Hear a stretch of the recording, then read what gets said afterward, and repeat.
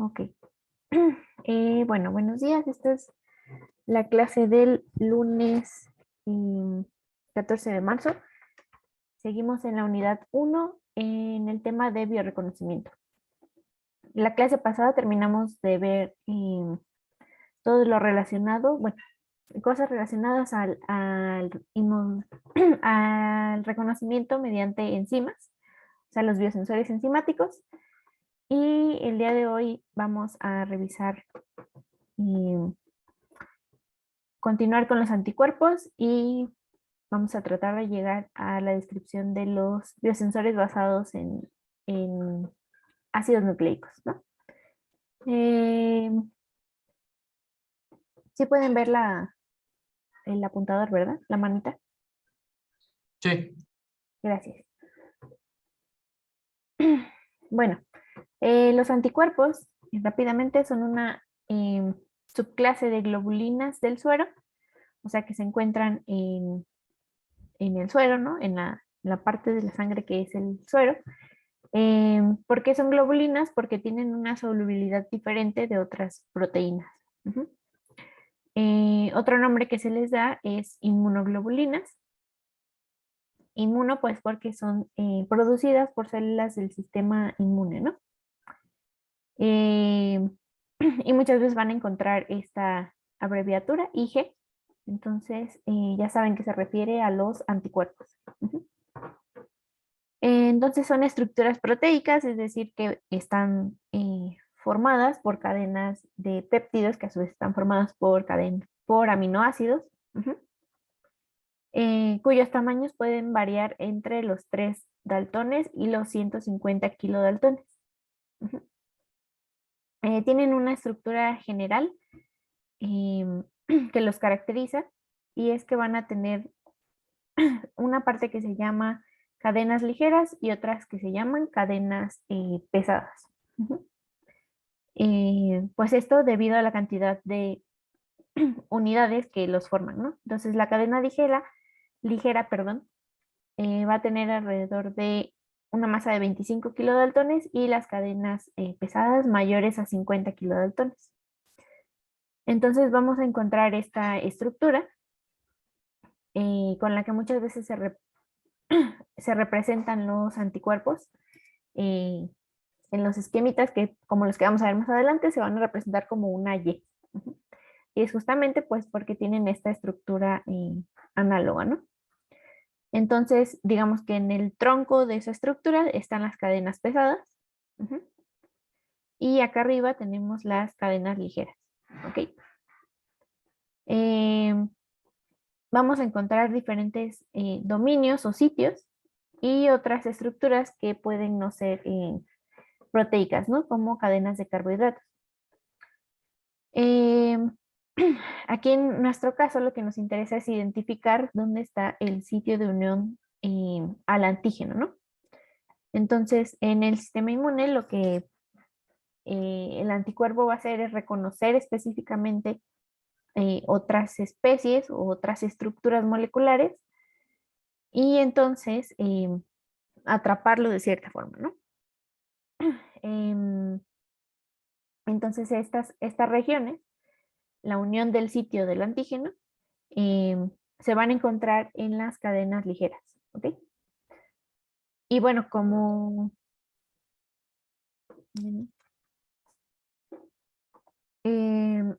recordarán, pues, de la definición de los aminoácidos, entonces, ¿cuáles son qué grupos funcionales están al final de un aminoácido? Bueno, vamos a tener dos finales, ¿no? Una parte y otra parte. ¿Recuerdan?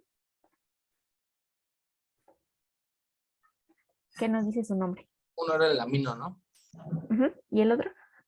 Ahí está ahí abajo, COH, pero no me acuerdo cuál es ese. El ácido, ¿no? Un ácido carboxílico. Entonces, pues digamos que los aminoácidos se van acomodando en este orden y entonces finalmente la estructura completa va a tener eh, terminales ácido por un lado y terminales amino acá en el otro lado de las cadenas ligeras, ¿no? Y bueno, aquí nada más como para aprovechar para hacer un repaso. em, ¿Saben qué significan estos de kilodaltones o daltones? Es una, bueno, estamos hablando de que es una unidad de masa, ¿no? Entonces, ¿qué quiere decir? ¿Lo habían escuchado alguna vez?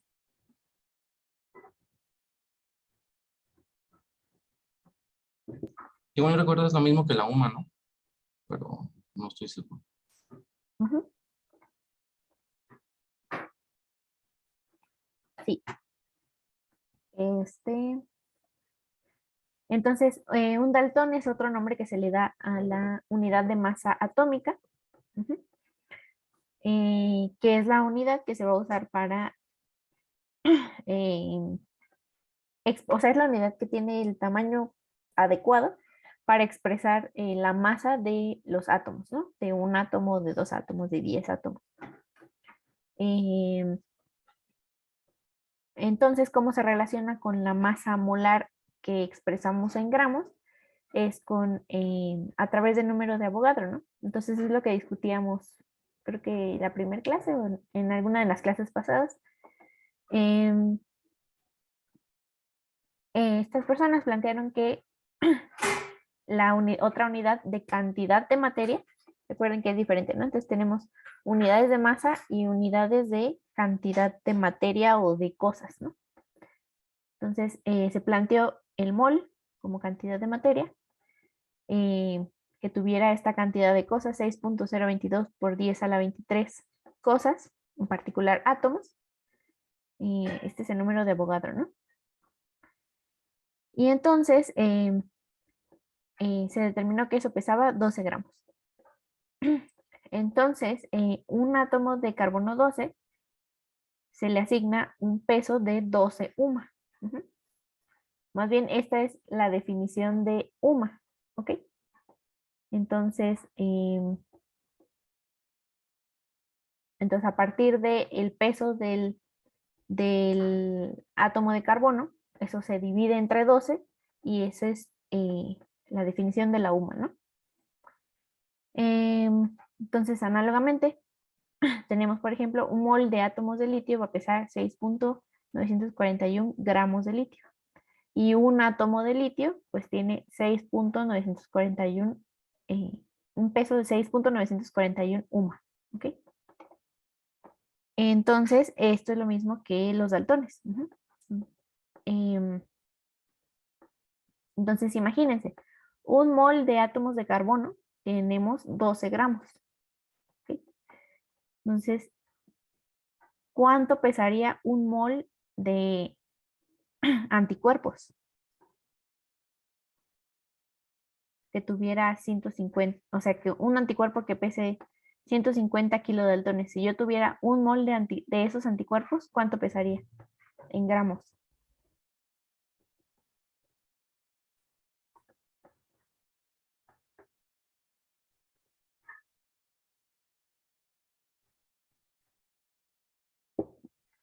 ¿Me siguieron?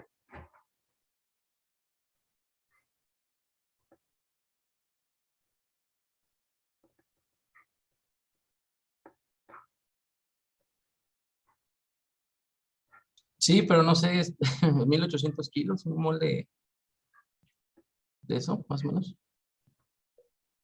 Pues serían, ajá, sí, es la misma analogía que acá, ¿no? Entonces, un átomo de carbono pesa 12 unidades de masa atómica. Em, por ejemplo, el agua, una molécula de agua pesa la suma de los tres átomos, ¿no? Entonces, el oxígeno pesa 16 UMAs, el hidrógeno pesa una UMA, el otro hidrógeno pesa una UMA, ¿no? Entonces, en total son 18 UMAs. Una molécula de agua pesa 18 UMAs. Un mol de moléculas de agua va a pesar 18 gramos. Ujú. Entonces, de forma análoga a esto, una molécula de anticuerpo, o sea, aunque sea gigante, pues es una molécula, ¿no? Pesa 150 kilodaltones o 150.000 UMAS, ¿no? Ujú. Entonces, si tengo un mol de eso, va a pesar 150.000 gramos, ¿no? ¿Sí me siguieron?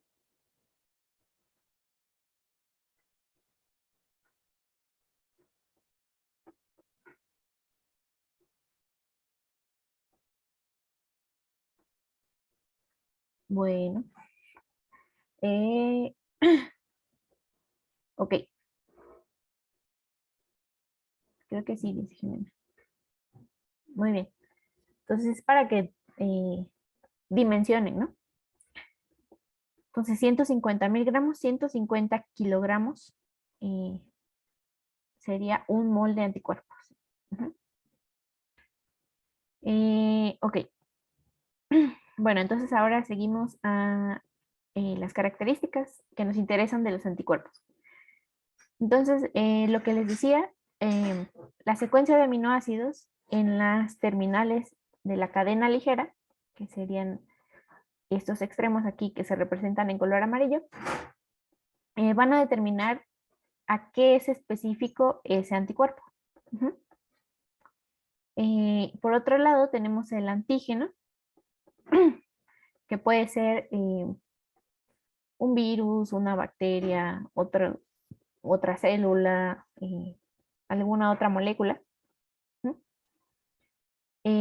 Contra la cual el sistema inmune es capaz de desarrollar los anticuerpos. Pero aquí, como nota, la parte a la que el anticuerpo va a reconocer solo una parte de ese antígeno, ¿ok? Entonces, por ejemplo, en el caso de que tanto se ha hablado del coronavirus, y seguro ya habrán escuchado los anticuerpos que identifican del coronavirus.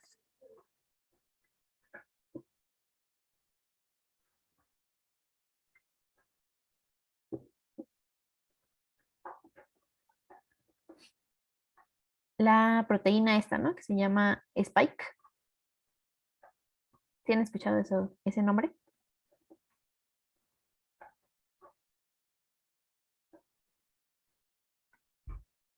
Ujú. Bueno, entonces está todo el virus y solo la proteína eh, es la que el anticuerpo va a identificar, ¿no? Entonces, nada más como para que tengan los nombres, a toda la estructura se le llama antígeno y a la parte de la estructura que el anticuerpo identifica se le va a llamar epítope. Ujú. Y a la parte del anticuerpo que se une específicamente al epítope se va a llamar parátope. ¿Ok?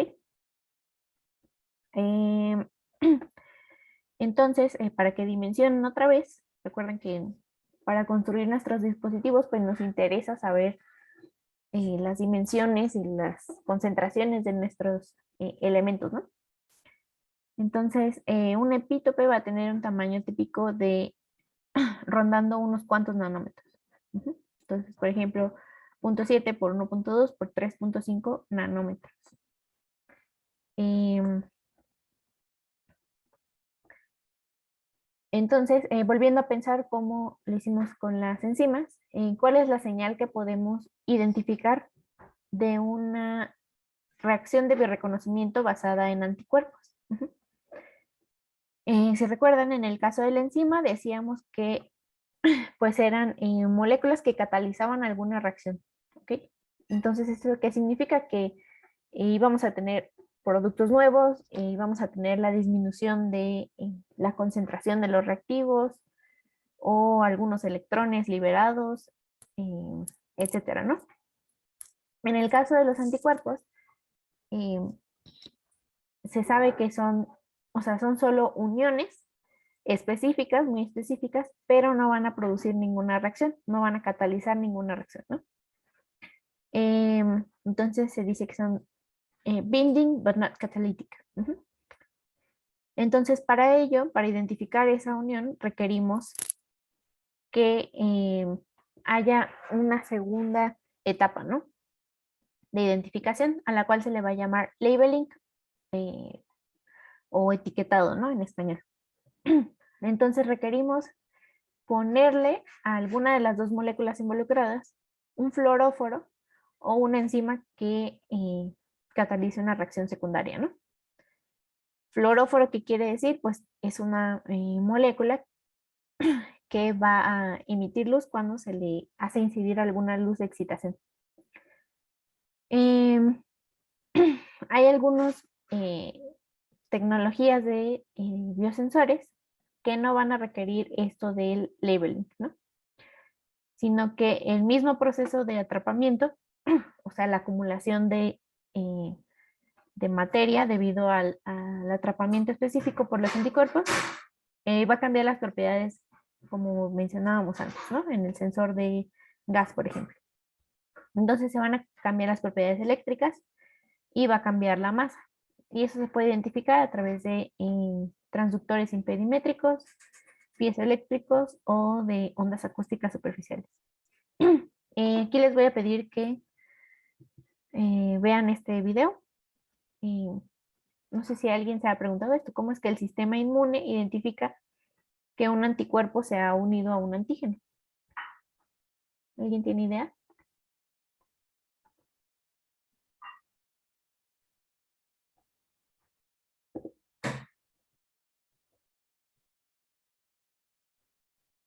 ¿No? Bueno, pues aquí lo pueden revisar. Entonces, ahora vamos a ver un ejemplo común de un biosensor que trabaja con anticuerpos, ¿no? Y el más común, pues, es la prueba de embarazo.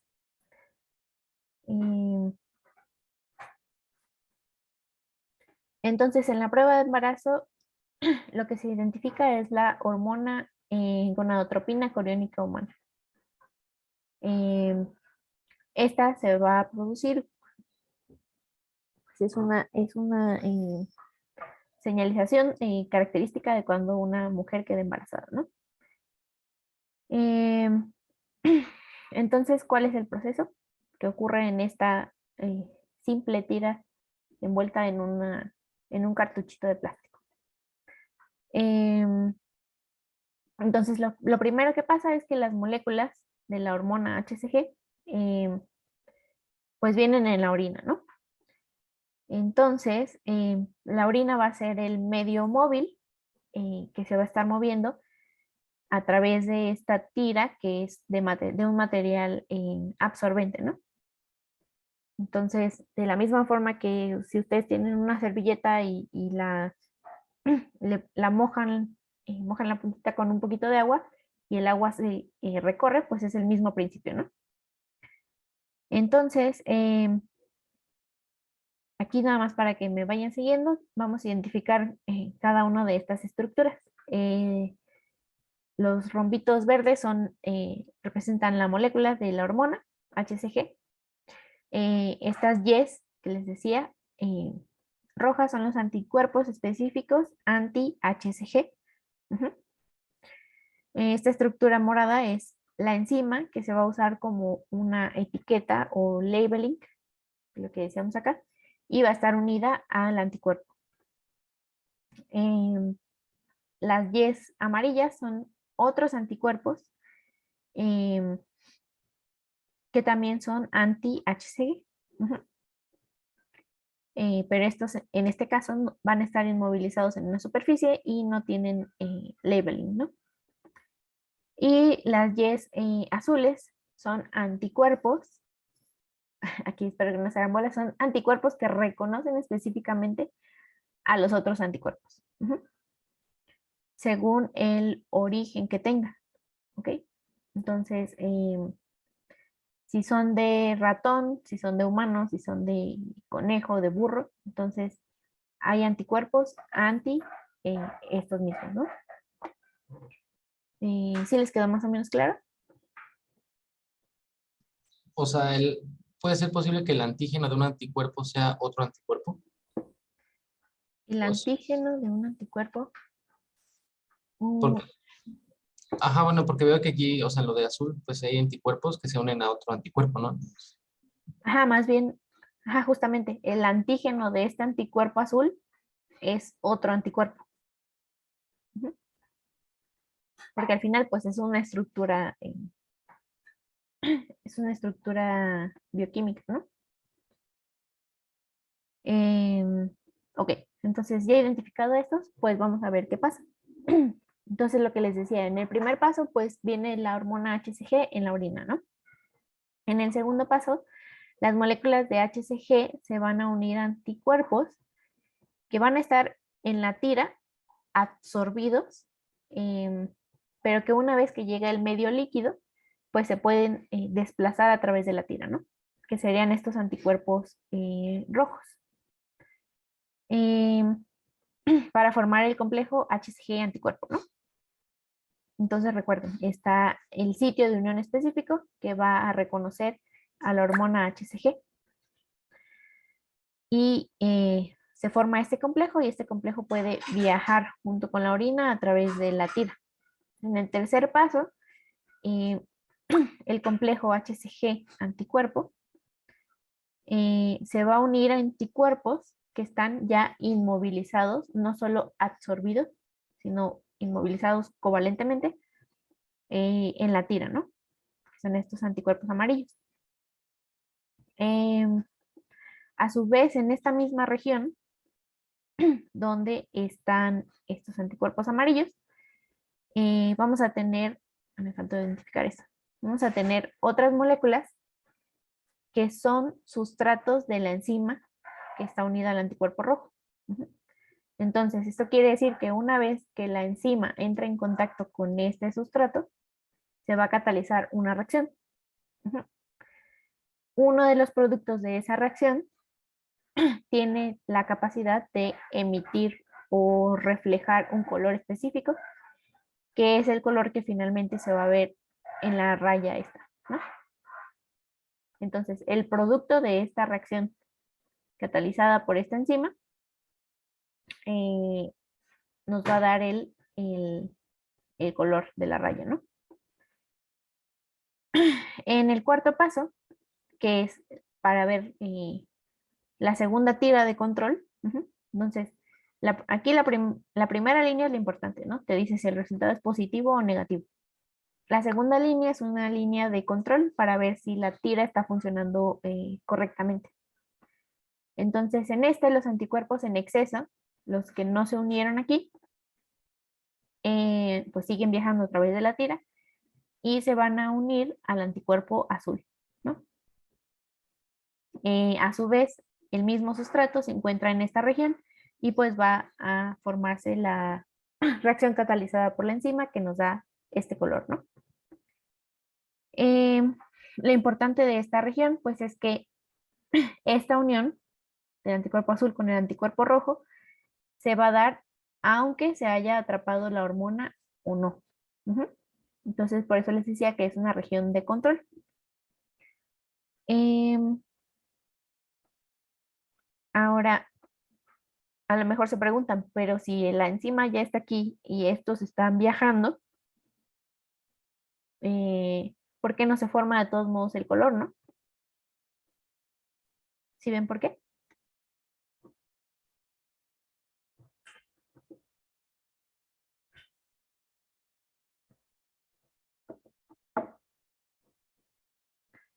Entonces, lo que pasa aquí, pues es que se necesita esta unión otra vez específica, ¿no? Si estos anticuerpos no traen la hormona HCG, no se van a unir a estos anticuerpos inmovilizados, ¿ok? Y entonces no se van a dar las condiciones para que la enzima que está viajando reaccione con el sustrato. ¿Sí les queda más o menos claro?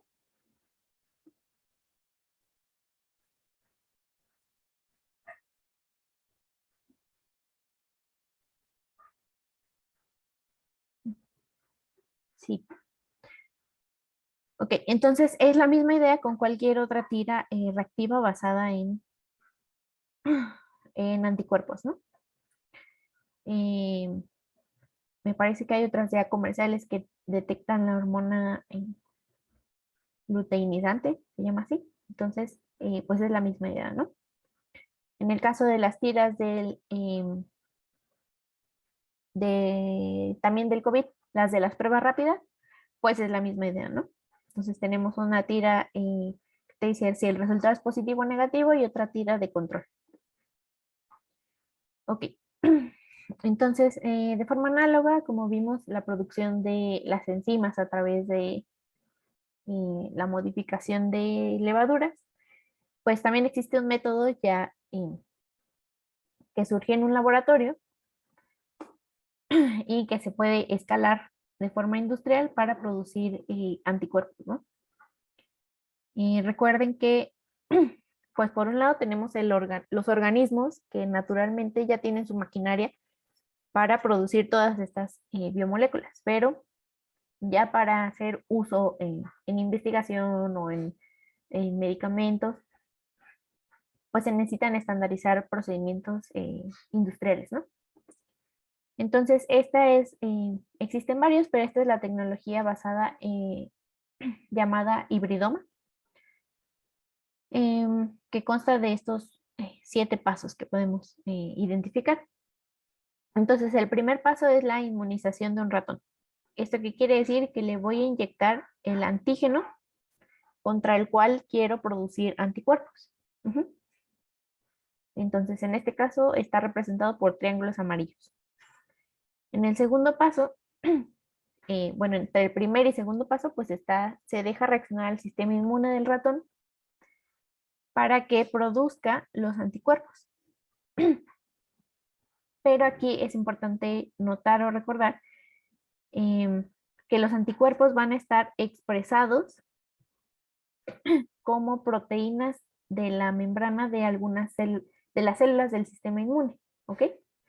Entonces, esas células son las células B y algunas se producen en el vaso, ¿no? O spleen en inglés. Entonces, ¿qué se hace? Pues tomar una biopsia, tomar o extraer todo el organito para obtener las células B, en las que algunas de ellas van a tener el anticuerpo que me interesa, ¿no? Que es el amarillo. ¿Por qué no son únicas estas? Pues porque hay otros antígenos presentes, ¿no? En el tercer paso tenemos algo muy importante que se necesita para inmortalizar estas células B. Entonces, para ello se usan células de cáncer. Uh, en específico, células de mieloma, que sería de cáncer de hueso. Entonces, estas células pues tienen la capacidad de ser inmortales y de proliferar, aunque estén en un cultivo 2D, ¿no? Estén fuera del sistema, fuera del organismo. En el paso 4, pues se fusionan las células B con las células de mieloma para producir células B inmortalizadas, que expresen estos anticuerpos. Recuerden que los anticuerpos, o sea, la expresión de estas proteínas, pues ya va a venir en el código genético de estas células. En el quinto paso, se diluyen estas células para tener mayor probabilidad de solo obtener una u otra. En el sexto paso, se hacen pruebas, entre el quinto y el sexto paso se hacen diferentes pruebas con otra vez el antígeno para identificar en cuál de esas cajas que se diluyeron previamente hay mayor cantidad de las células que expresen el anticuerpo amarillo.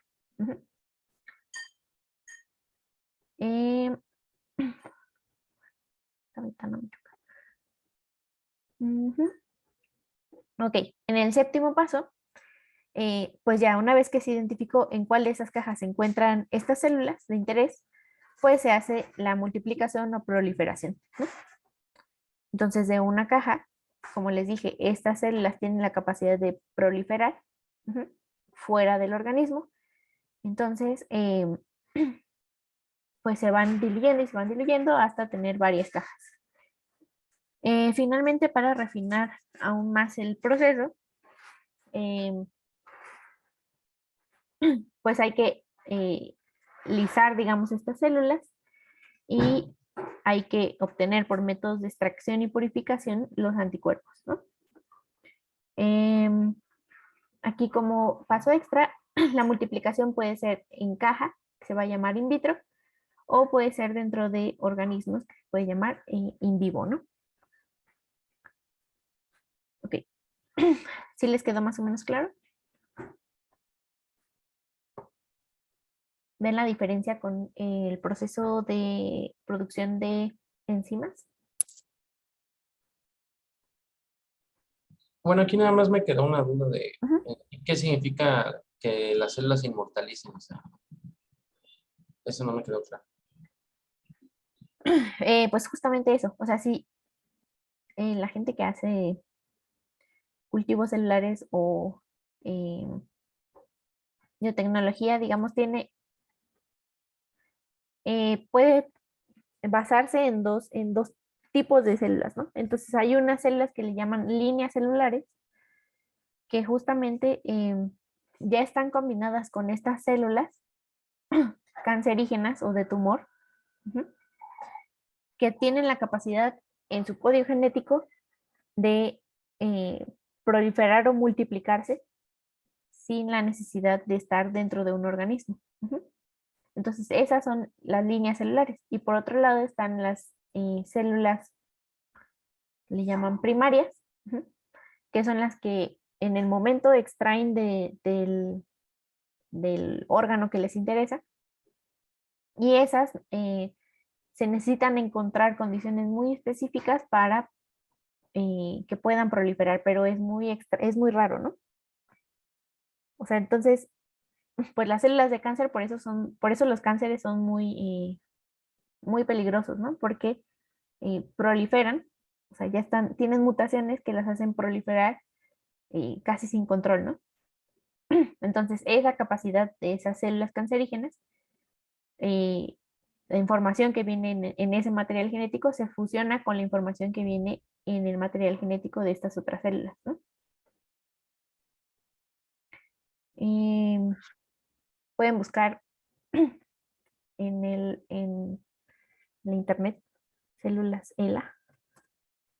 Pueden encontrar ahí la historia de esta inmortalización de las células, ¿no? Vale, gracias. Ujú. O sea, ok. Entonces, si nos da tiempo. Ah, sí nos da tiempo. Em, ok, entonces ahora vamos a comenzar a repasar un poco qué son em, los ácidos nucleicos, ADN o ARN, em, para ver cómo se usan en los biosensores, ¿no?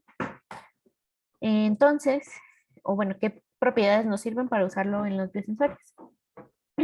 Em, el ADN y el ARN van a ser igual polímeros o cadenas de moléculas que se repiten muchas veces como las proteínas, como los polímeros que encuentran ustedes en su vida diaria, el polietileno, el policarbonato, el acrílico, etcétera, ¿no? Entonces, todos esto que vamos a llamar polímeros, entonces quiere decir que tiene muchas veces un monómero, ¿no? En este caso, en el caso del ADN y el ARN, em, los monómeros se van a conocer como nucleótidos. Ujú. Y pues análogamente, cuando se unen varios nucleótidos, a este tipo de cadenas se les va a llamar polinucleótido, ¿no? Em, en el caso del ADN y el ARN, vamos a identificar, bueno, del nucleótido vamos a identificar tres partes principales. Em, una parte es la llamada base nitrogenada, otra es el azúcar de 5 carbonos, el cual se puede llamar ribosa o desoxirribosa, y la tercera parte son grupos fosfato. Ujú. Entonces, son las partes que vamos a tener aquí, ¿no? Entonces, 1, 2, 3. Tenemos la base nitrogenada, que como su nombre nos dice, em, algunos de los átomos principales de su esqueleto van a ser nitrógenos, ¿no? Entonces, en vez de tener puros carbonos aquí en estos vértices, recuerdan que habíamos dicho que los vértices representan átomos de carbono, ¿no? Y para terminar los 4 enlaces, hay veces que hay átomos de hidrógeno por ahí que tampoco se representan, tampoco se escriben, ¿no? Literalmente. Entonces las bases nitrogenadas van a tener nitrógenos en vez de carbonos y se caracterizan también por tener estos dobles enlaces, ¿no? Existen 5 bases nitrogenadas principales en el ADN y el ARN, que son citosina, timina, uracilo, adenina y guanina. A su vez, estas bases nitrogenadas se van a clasificar en 2 tipos, ¿no?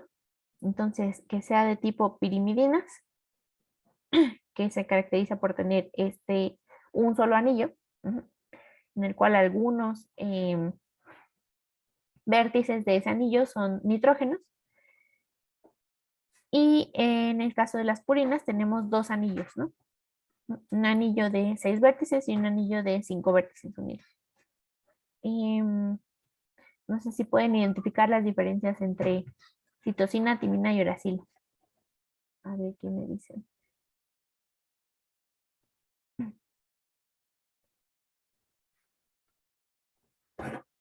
A ver, Diana, ¿qué identificas en cuál es la diferencia entre citosina y timina?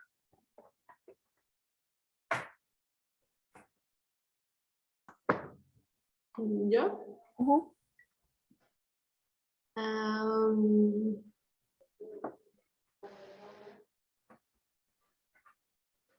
Y unos hidrógenos, Hidrógenos. ¿no? Podemos ir, por ejemplo, acá arriba hay algo muy importante, ¿no?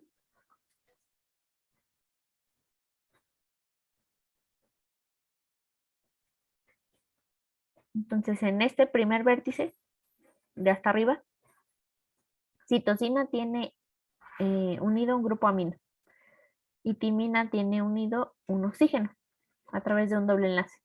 Ujú. ¿Sí la ves llena? Sí. Y en el siguiente hay otra diferencia, ¿no?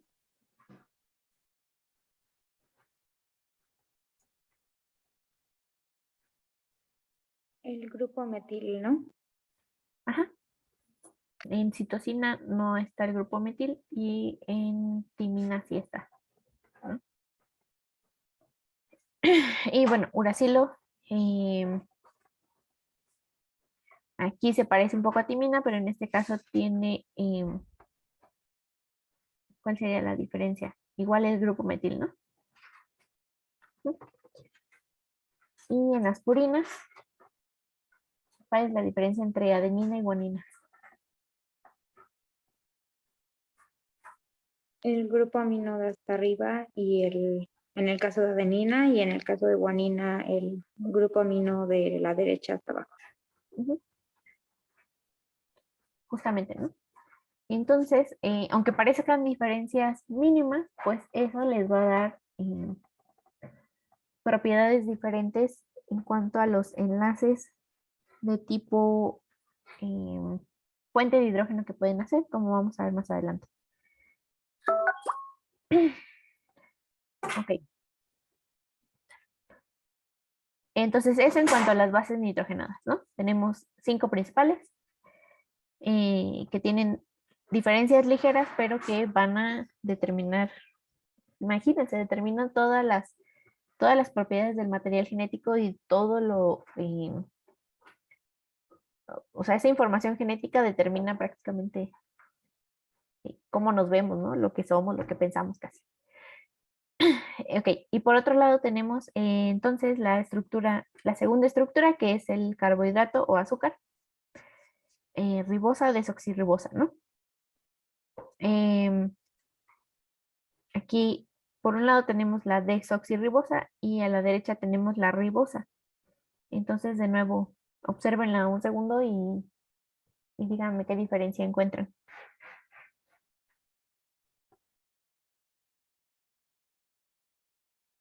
Bueno, aquí pueden usar esta nomenclatura que nos indican a la derecha, ¿no? Entonces, viendo así el anillo de 5 vértices, vamos a nombrar carbono 1 a este, carbono 2, carbono 3, carbono 4 y carbono 5 al que está ya fuera del plano de esta estructura, ¿no? De este anillo. Entonces, ¿qué diferencia ven entre ribosa y desoxirribosa?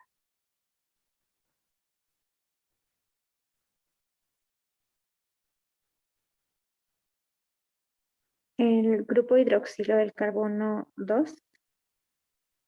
1, 2. Sí, justo, ¿no? Entonces, en ribosa tenemos un grupo hidroxilo y en desoxirribosa no está.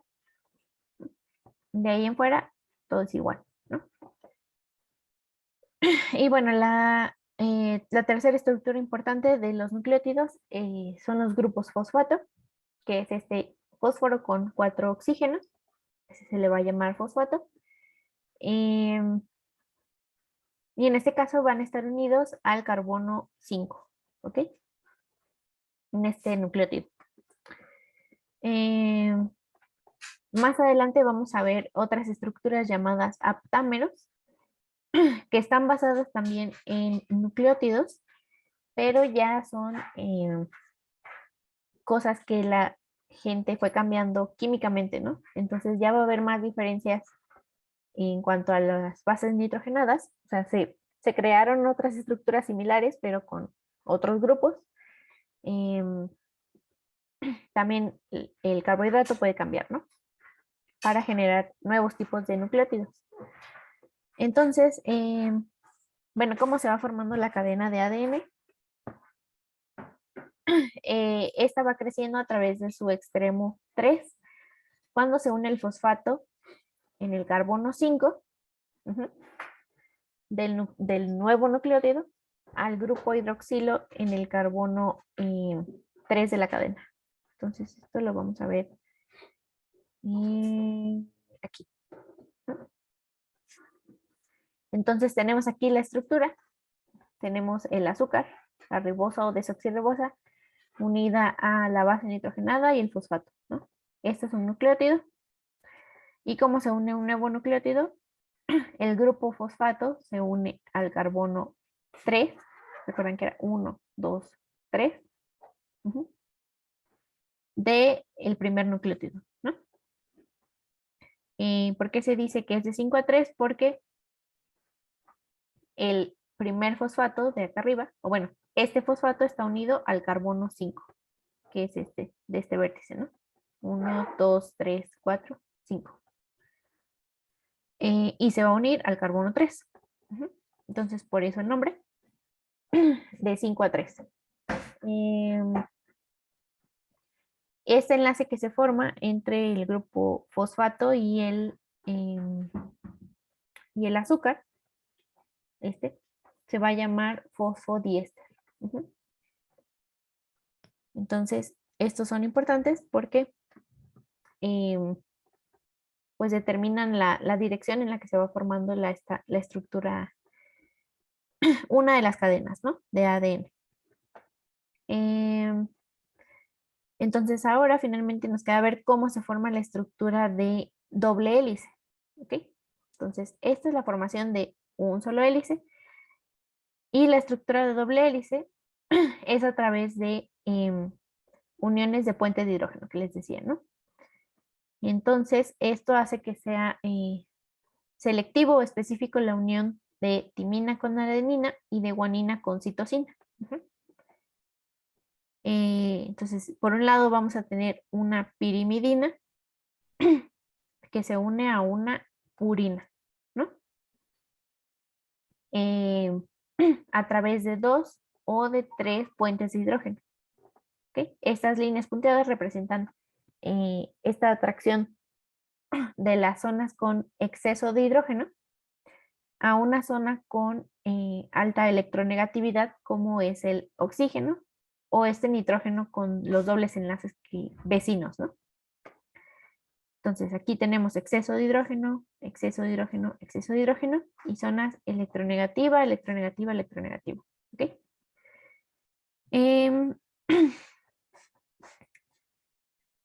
Y bueno, finalmente vamos a tener la representación simplista, ¿no?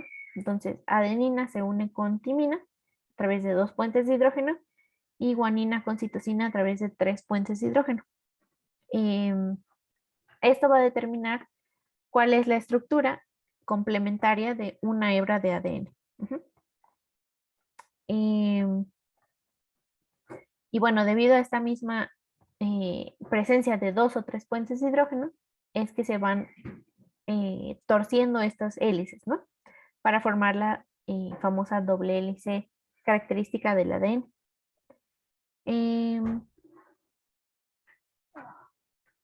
Creo que ya se nos acabó el tiempo casi. Ok, en el caso de las hebras de ADN, entonces igual tenemos que ver cómo se inmovilizan en la superficie del transductor. Ok, entonces les vuelvo a poner este esquema porque prácticamente pues son las mismas posibilidades que en el caso de las enzimas. Se puede unir covalentemente a la superficie, se puede absorber, se puede atrapar o encapsular o formar agregados, ¿no?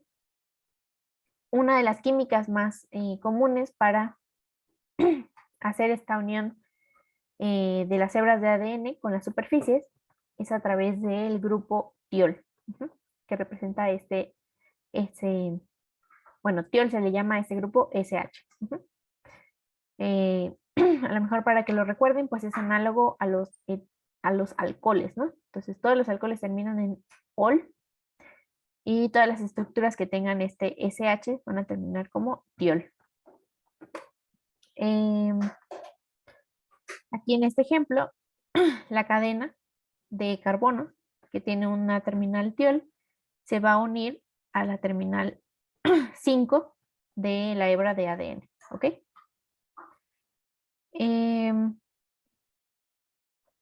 De nuevo, como en el caso de los anticuerpos, esta unión de una hebra de ADN con su hebra complementaria, pues es una reacción nada más de unión, ¿no? Entonces no va a generar algún otro producto. Más que cambios en las propiedades eléctricas o de masa en la vecindad, ¿no? Entonces, igualmente que con los anticuerpos, es necesario agregar una molécula de etiqueta o de labeling. Y algunas de las más comunes son estas 3 que les presento aquí, que son el azul de metileno, el ferroceno y la antraquinona. Estas son moléculas electroactivas, entonces quiere decir que cuando se le aplica una diferencia de potencial a la vecindad, entonces estas moléculas son capaces de donar o aceptar electrones fácilmente, ¿no? Entonces, pues esta corriente, esta donación o aceptación de electrones, pues va a generar una corriente en una u otra dirección, que es fácilmente medible con los electrodos y la instrumentación necesaria, ¿no? Entonces ya en la próxima clase vamos a ver cómo se aplica esto para en algunos ejemplos de biosensores basados en la medición justamente de esta corriente, ¿ok? No sé si quieran resolver alguna duda de lo que vimos hoy en este momento.